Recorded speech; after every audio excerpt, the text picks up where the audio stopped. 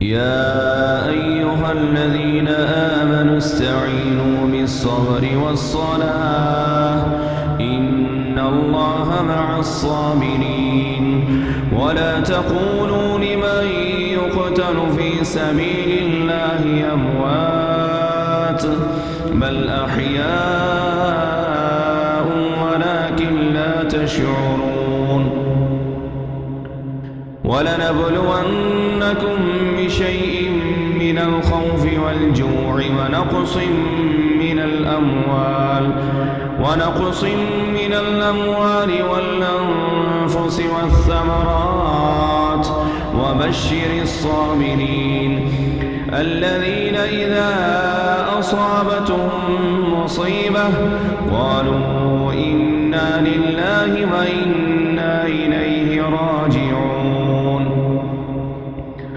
أولئك عليهم صلوات من ربهم ورحمة وأولئك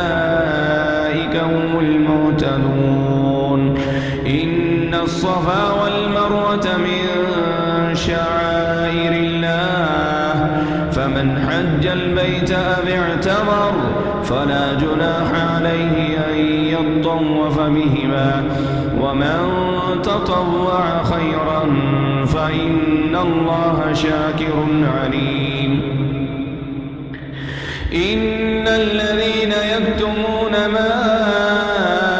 أنزلنا من البينات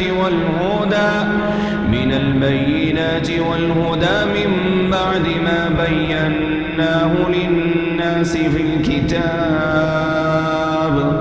أولئك يلعنهم الله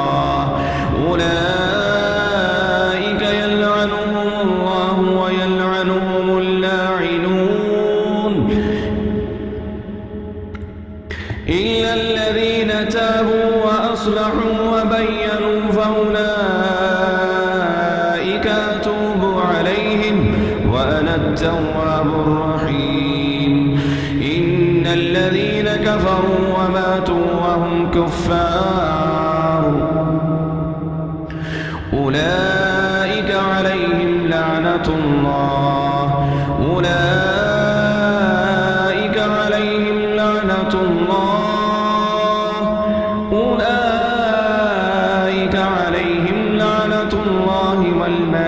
والملائكة والناس أجمعين خالدين فيها لا يخفف عنهم العذاب ولا هم ينظرون